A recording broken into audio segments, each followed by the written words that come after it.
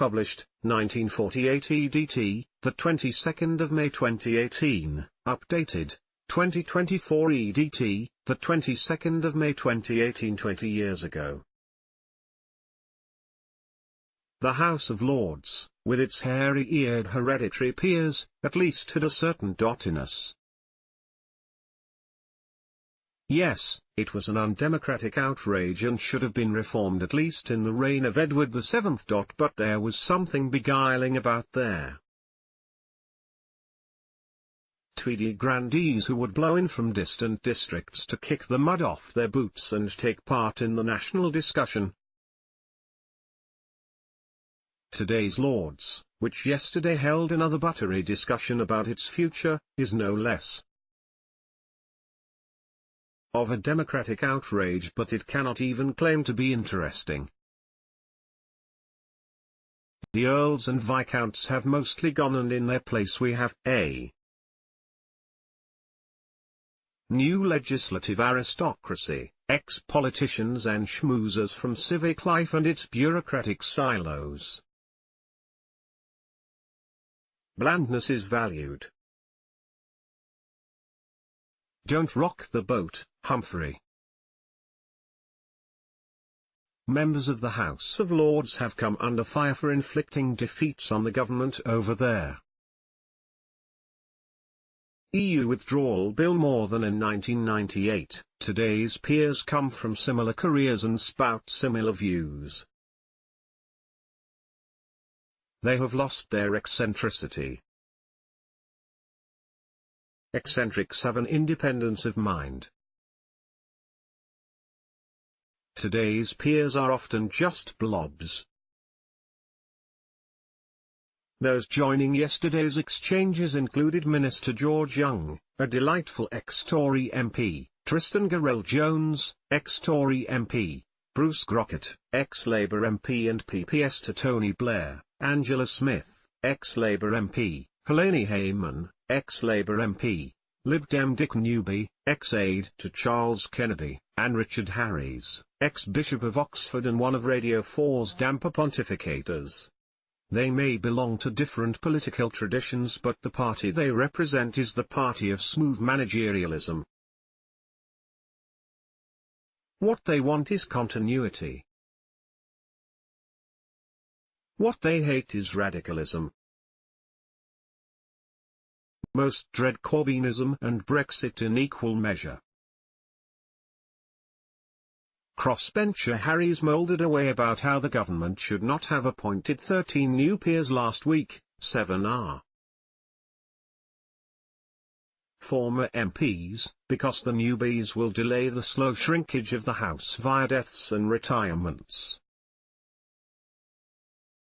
The quicker we can get down to 600, the greater the respect in which this House will be held, purred Lord Harries. The greater the respect? Good one. What he meant was the less we will be regarded as parasitic stooges of inertia apostrophe dots the public would possibly like to see there.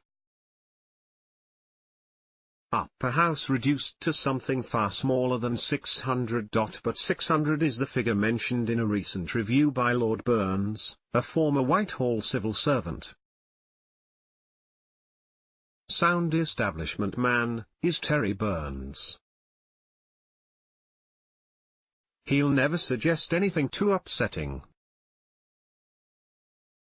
Most peers are delighted by Burns's review because it does